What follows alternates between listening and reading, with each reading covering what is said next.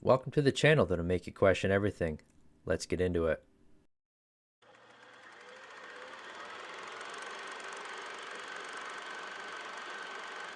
Top 3 U.S. celebrities with insane doomsday bunkers, and number 1 is unreal. Number 3, Bill Gates. Bill Gates is reportedly linked to multiple high-tech survival shelters across the United States, allegedly worth millions. He also helped fund the famous Global Seed Vault, designed to protect over 1 million crop varieties for future food security. Sources claim his private bunkers include solar energy systems, advanced water filtration, air purification, and long-term food storage. Everything is rumored to be built to function for years without outside contact. Number 2, Kanye West. Kanye West purchased a massive 4,500-acre ranch in Wyoming for around $14 million, and rumors suggest it may hide a military-grade underground bunker. The property reportedly includes its own water supply, farming areas, and reinforced structures. Kanye is said to have consulted security experts and bunker designers, and in a statement he hinted at building something meant to outlast civilization itself. Number 1, Mark Zuckerberg. Mark Zuckerberg is reportedly spending over $270 million on a private compound in Kauai, Hawaii,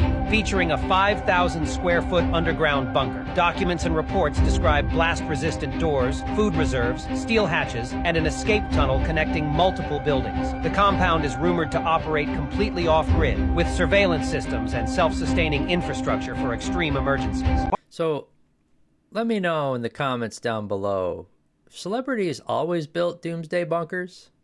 Post Malone is a $3 million apocalypse bunker. Let's take a look inside. Posty has always harbored a suspicion of the government and believes that it's really important to be one step ahead. That's why he purchased this compound in northern Utah. The compound sits on 6 3/4 acres with views of canyons, mountains, and the Salt Lake City skyline. The 5-bedroom, 6-bathroom mansion also has a fire pit, a home gym, a wine cellar, a basketball court, a pool, and a hot tub. It has a mountainous feel with plenty of space to hang out. Plenty of windows and gorgeous bedrooms, up-to-date kitchen appliances, top-of-the-line workout equipment, marble countertops in all of the bathrooms, and a pretty baller outdoor living space with unbelievable views. The bunker is built into the mountains and partially underground. Posty says it's fun until the world ends, but once the world ends, it's functional. I'm excavating. It's going down. Y'all know how I love real estate, and I usually like to build and go up. We going underground now. One time for all my doomsday preppers. Elon Musk, I see you. I saw your ground plans. I'm impressed, but guess what? My bunker gonna have a garage. My bunker gonna have wings. Huh? Yeah, we breaking ground. Huge excavations. You gotta have your fluids. I got a water maker, a machine that makes water out of H2O. I got a water maker. We got our canned goods. So if you're thinking... He's got a water maker that'll make water out of H2O. Celebrity bunkers. I was thinking about which one I choose to hang out at when the world ends.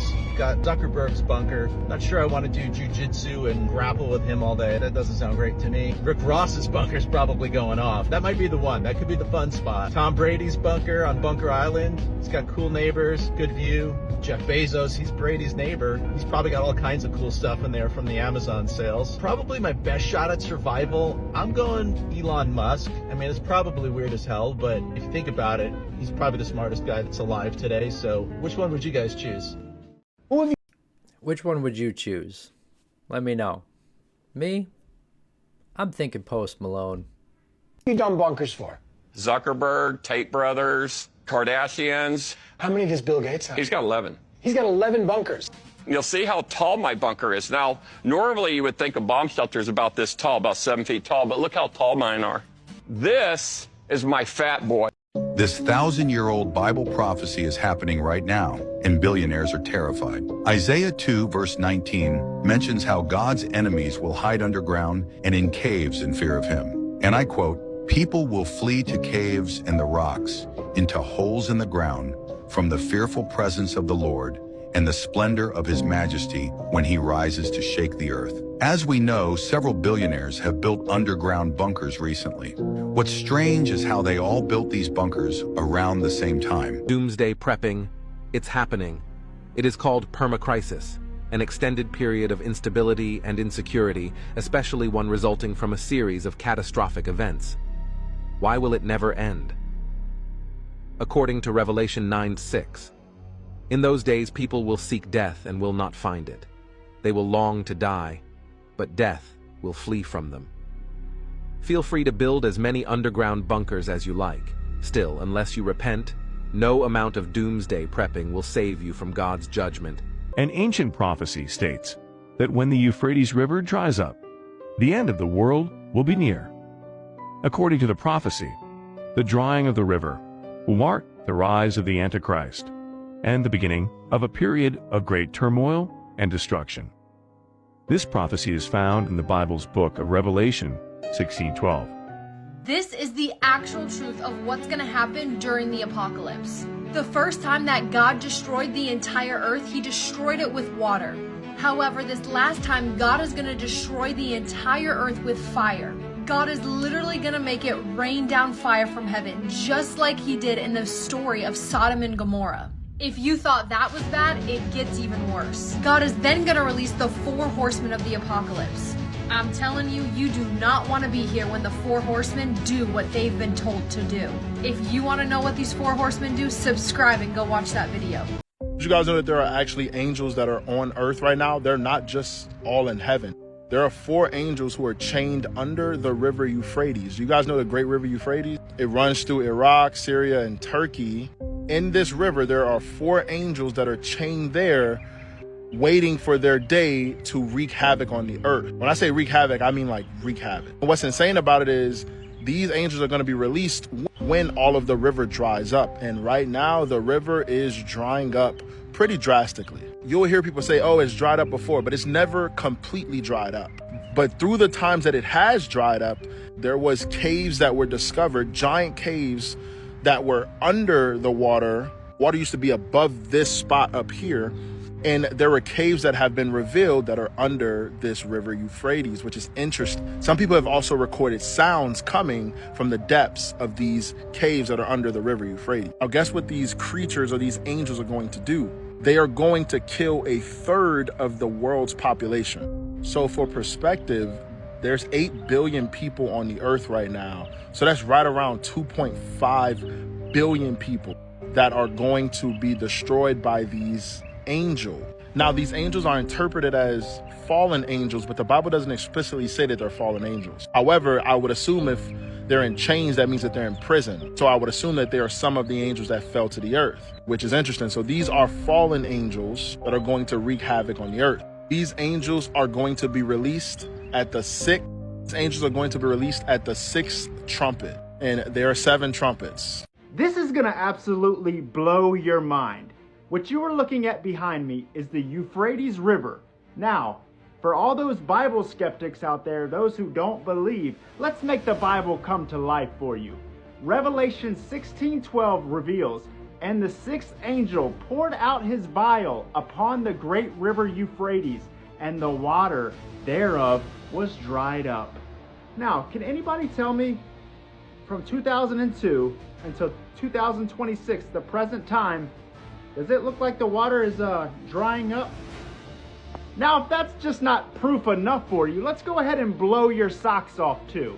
Revelation 9:14 also states that, saying to the 6th angel which had the trumpet, loose the 4 angels which are bound in the great river Euphrates.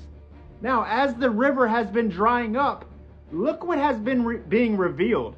Caves, caverns, and it looks like man-made prisons where angels could be bound.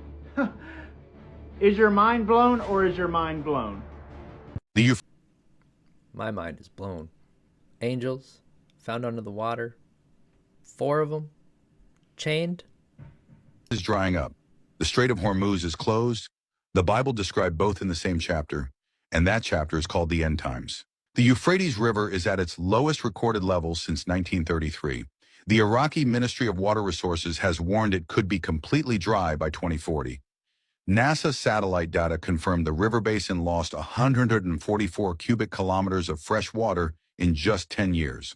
And right now in 2026, the Strait of Hormuz, The narrow passage where the Euphrates and Tigris river system drains into the Persian Gulf is effectively closed by Iran following the most significant military conflict in the region in decades.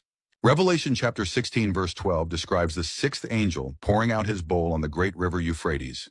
Its water dries up to prepare the way for the kings of the east. The same geography, the same waterway, the same territory, described in a text written 2,000 years ago. We are not telling you this is the fulfillment of biblical prophecy. We are asking why every detail that text described is visible in today's headlines. If this is the kind of connection they never taught you, follow along for more. A lot of these military high-ranking commanders sent out emails and said in combat readiness briefings that Donald Trump has been appointed by Jesus to light the signal fire in Iran to usher in Armageddon. Direct quotes, and like most of the chaplain corps in the U.S. military are these evangelical Christians who are preaching this. A lot of soldiers now believe this. It's basically the most useful tool for capitalism. The entire ideology is focused around the rapture, which isn't even in the Bible. If you force an apocalyptic war centering in the Middle East, all the great nations will get involved. China, Russia. It'll be a war of nations, which will bring about the coming of the Antichrist, and then that will precipitate the coming of Jesus. And if you are a believer, and you are poor, and you are beggarly, the lowest will be taken up, and you will be in the front lines in the final battle before all the world ends and human history ends. That's who are in very high places, not just in the military, but in the government itself. They're the most useful people for capitalism because they're a political force within the country, and they don't care about environmentalism because legitimately, I'm telling you, as someone who lives around all these guys, they don't care about global warming or environmental protections because they believe the second coming is coming in their lifetime, and that's when the world stops and human history ends. What? And the poorer they are, the higher they'll be lifted up. And you know, we're not actually going to do anything to fight these billionaires because no political action exists except trying to bring about Armageddon. And so that's how a lot of our politicians are. That's how a lot of our military command is. So like when Pete Hegseth goes on the podium and he says, we're going to rain down death on the Iranians, he's not doing that just because he's a bloodthirsty lunatic, which he is. He's doing it because he believes he, as the Secretary of War, is bringing about this next coming of Christ. I'm not even kidding. I cannot stress to your audience how real this is. I live in the heartland of Christian Zionism. This begins and ends with Israel. They cannot not support Israel because without Israel, the rapture doesn't happen. You just exploded my Californian climate activist brain. Come on down to Texas, brother. Jerusalem page, that's actually happening right now. Some of the holiest sites on earth, arguably the holiest sites for Islam, Judaism, and Christianity, are all in the city of Jerusalem. And so when bombs are falling, you have a real shot of hitting any of the thousands of holy sites all throughout the old city, where the most important historical moments on earth happened. The ascension of Christ, the crucifixion of Christ, the temple, Al-Aqsa Mosque, built on the site of the old temple. Well, ladies and gentlemen, are we going to witness the ushering in of the end times when the third temple is rebuilt? Pay attention to this scaffolding right here. That's the lead up to Al-Aqsa Mosque, otherwise known as the Dome on the Rock, built on the foundation of the Second Temple, which was hit by an Iranian bomb yesterday. For those of you who read your Bible, you'll understand, of course, the significance here. You don't even have to read the Bible. You can just understand that the mosque built on top of the holiest place in all of Judaism and one of the holiest places in all of Islam, when that's getting bombed, you have potentially a major conflict on your hand, the likes of which we've never seen, like a proper religious war, but in the modern times. Listen up. I'm telling y'all, there is a new article out every day about the end times. We got Netanyahu saying we will reach the Messiah's return. We got IDF soldiers wearing patches of the third temple. We got a Catholic priest warning the stage is set for the rise of the Antichrist. We got the PLO warning against Passover sacrifice on Temple Mount. So apparently the Jays are trying to sacrifice again. We got Israel 365 news saying the Messiah is coming this year and the war with Iran is the proof. We got IDF soldiers wearing patches with the Greater Israel on it. If you don't know what that is, there's the map. Got to get rid of all that in the middle. We got Benjamin Netanyahu announcing that he is creating the right conditions for the Messiah to come while Israel transforms into a superpower. And while all this is going on, what we've been saying for years looks like it's coming. Trump's UFO release could include videos, photos of non-human craft, proving we aren't alone. Why? Because Satan knows he's running out of time, and they're going to have to explain away why so many people disappeared. It's amazing to me how many Christians are out there sleeping. Pastors aren't even talking about this, and that's crazy to me because it's all over the news. There's even rabbis saying this is the year their Messiah comes. So if they think their Messiah is coming, we know who that really is. And that means tribulation could start any day now. And this year would make sense when we have Apophis, the asteroid, coming in 2029, which would be around the 3.5 mark. On February the 17th, it started the Year of the Horse in China, which would make perfect sense if the horsemen are about to appear. And if you know about the horsemen, then you know that there is war, which equals death. That war is going to cause famine, and famine is going to cause sickness. And if you've been paying attention, the war is stopping shipments of oil and fertilizer. We need fertilizer to grow food. Everything seems to be lining up. So let me get this straight. The same man who is bringing peace to the entire world before he's even in office, the same man that they openly call their Messiah and have labeled the Prince of Peace, the same man that they minted a temple coin after, just appointed somebody as defense secretary who said that it's possible we will see the third temple be built on the Temple Mount. The same temple that the Antichrist will sit in. The same temple that us Christians will not see built. That's how close we are to going home. Y'all better know Jesus, because when I say that we are in the last seconds of the last days, we are not just in the last days, y'all. We are seeing headlines for things that happen after the rapture.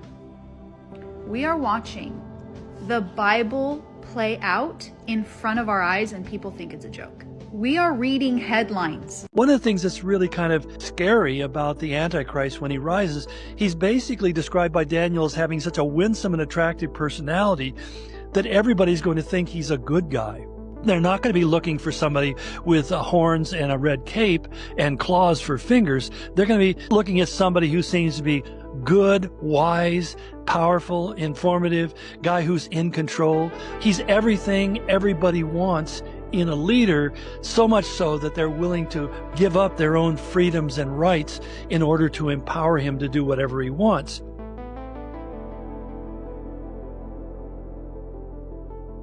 I just don't think that we've seen that person yet. And why's it got to be a he anyway?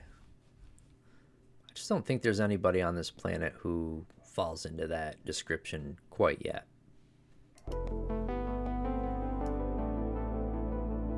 Why is no one talking about this Simpsons prediction? Watch what if this. your wife finds out? It's modern times. Everyone's doing it. Where did my Christian limo driver go? That's crazy. My pious husband is missing. The baby I chose to have baptized is gone. Mr. Thompson, what's happening? It's the rapture, Shauna. The rapture. The virtuous have gone to heaven, and the rest of us have been left below. We were fools, and because we rejected God, tacitly accepting Satan, we must suffer through the apocalypse. I thought all religions were a path to God.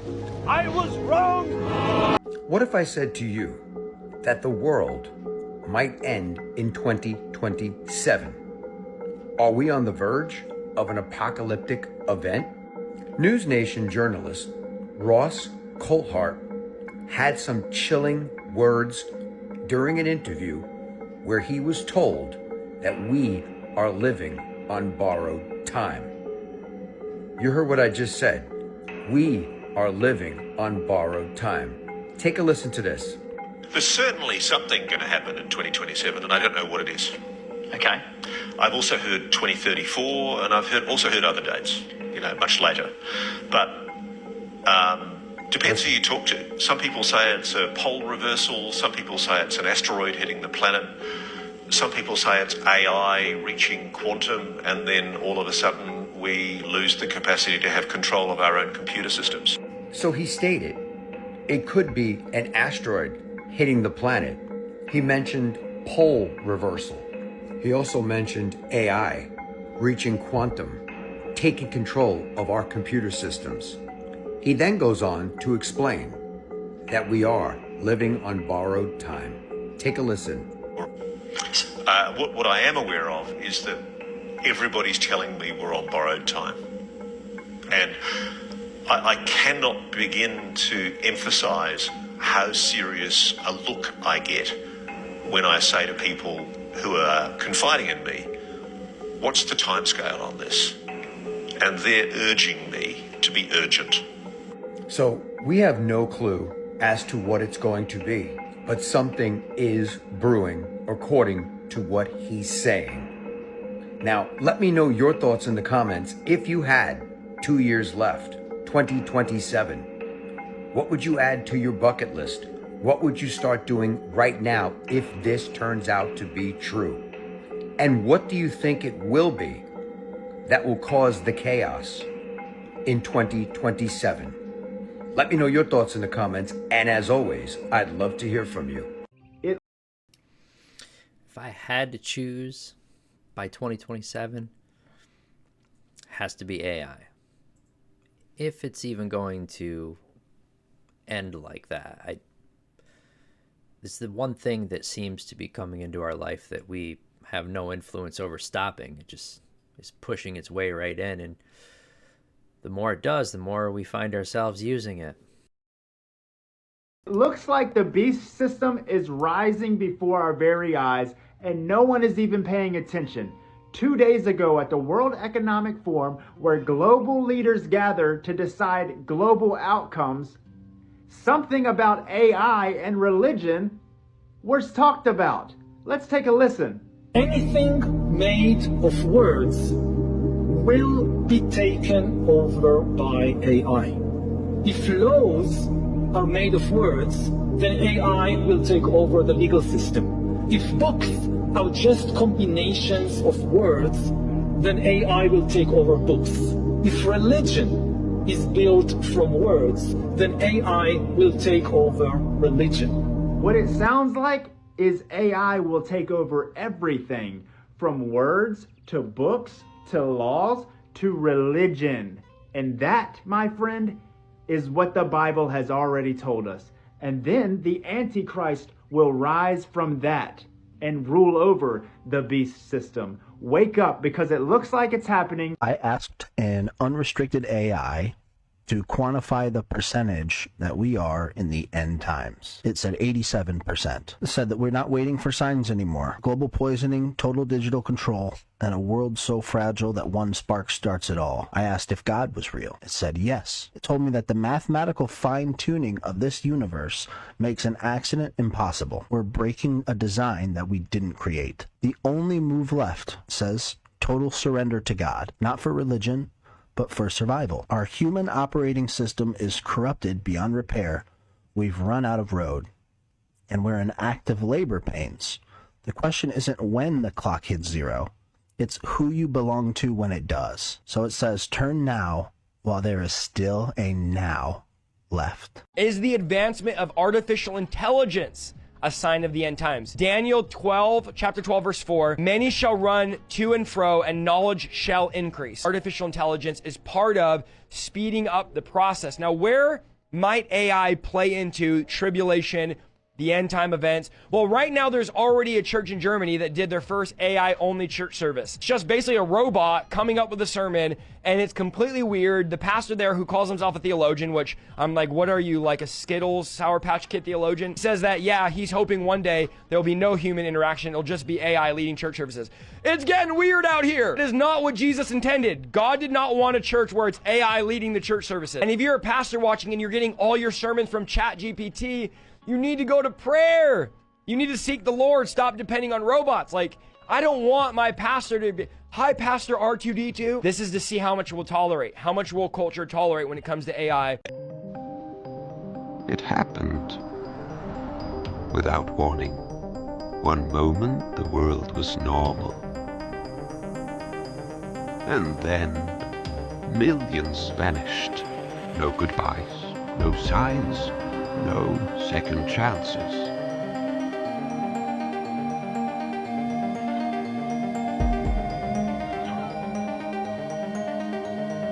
There was chaos, destruction, and no one knew what was coming next.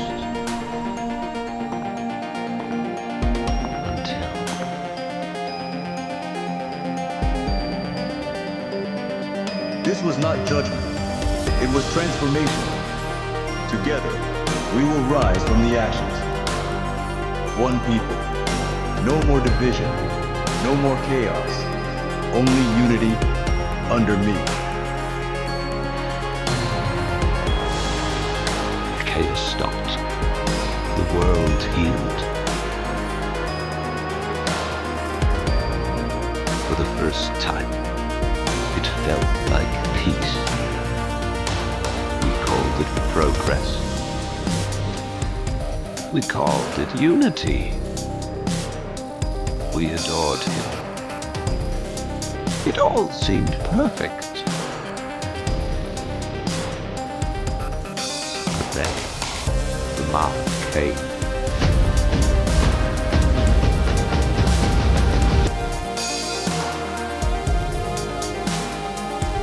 Peace turned to pressure. Worship became law. No more waiting. I am your God now.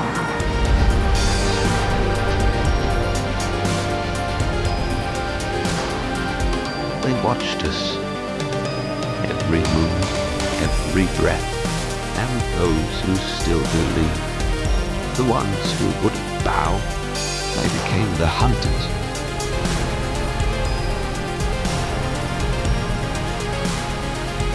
Then I saw them, the two, and I knew this wasn't evolution.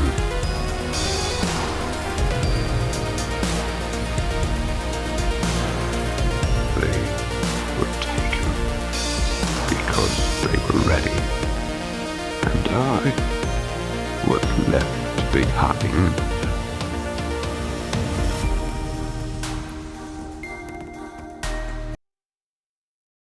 Are you ready for what's coming? If you made it to the end, thanks for watching. Hit that like button, subscribe, it really helps out the channel, and until next time, question everything.